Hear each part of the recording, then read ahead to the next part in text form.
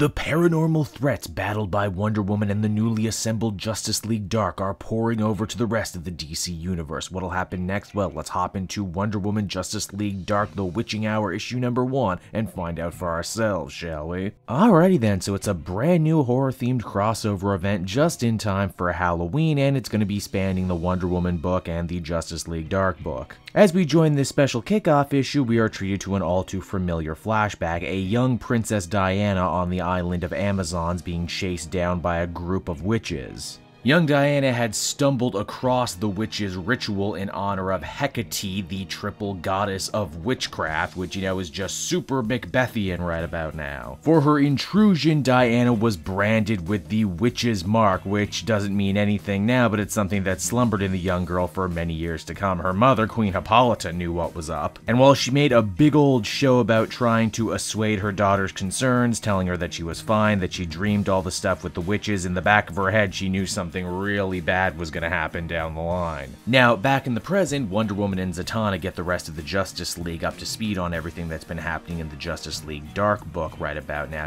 The other world, the Upside Down Man, the original owners of magic returning from beyond the Source Wall to reclaim what's theirs. It always bugs me in big earth-shattering, earth-threatening events like this when heroes don't involve the big team, so it's nice to know James Tynion feels the same way. Of course, Wonder Woman isn't 100% honest with the rest of the Justice League. She doesn't tell them about the witch's mark or indeed her brand new magical powers that she's exhibiting. By and large, everyone believes Diana at her word except for Batman, who is basically a black belt at lying to other heroes. The League admits that this whole thing is a real problem and that they're gonna buckle down and really get to work on solving this issue, but it's ultimately for naught because as we discover, the Hecate is actually able to infiltrate the real world and affect people's minds, in this case making the rest of the Justice League forget they were ever told about Wonder Woman's problem in the first place. Aw man, if I lived in this universe, I'd be using that as an excuse all the time. Nah honey, I didn't forget your birthday, an evil witch goddess made me forget. Now all these shifts in the natural order of the magical universe have indeed had ripple effects. All of the female magic users in the DC universe all descend upon the Oblivion Bar, and the whole thing basically turns into a giant scene from Charmed, or The Craft, or The Witches of Eastwick, depending on your age and reference, and it's a veritable who's who. You got my favorites like Tracy 13 and Black Alice, but also more obscure characters come to the party, like Witchfire, wherein I think the real magic is that James Tynion remembered that character existed. The witches ready themselves a little pentagram ritual, like you do to commune with the dark forces. However, they end up talking to Hecate, and she is not happy at all, saying that all of these women dishonor her, asking them for power, but in return not really doing anything for her. Hecate also really isn't interested in the rank-and-file magic practitioner either. What she's really after is the Witchmarked, like Wonder Woman and like Witchfire, who ends up going through the same creepy Super Saiyan witch transformation that Wonder Woman went through at the end of the last Justice League Dark. And from there, well, the kid gloves are off and the war is on. Hecate's forces end up invading the Justice League Dark's headquarters, forcing everyone to flee. Luckily, Swamp Thing was able to reconstitute himself and get everyone underground. They escape with their lives and later join up with John Constantine, but unfortunately they're outgunned, outmatched, on the run, and it's the eve of the witching hour, something that will spell doom for all of them.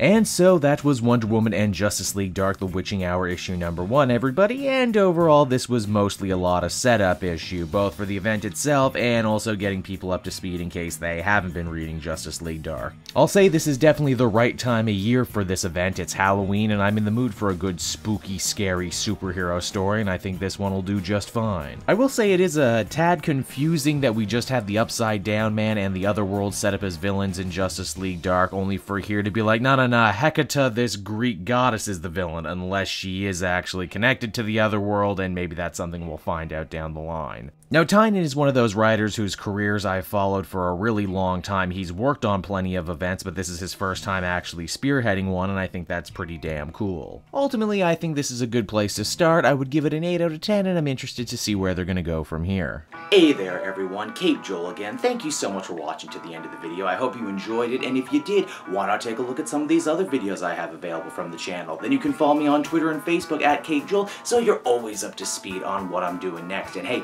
if you're feeling in a charitable mood, why not check out my Patreon page? Patrons get exclusive access to videos and content before anyone else, and you can do so for as little as $1 a month. So, until next time everyone, this has been Cape Joel, and I will be continuing to make more comic book videos that smack of greatness. Bye-bye.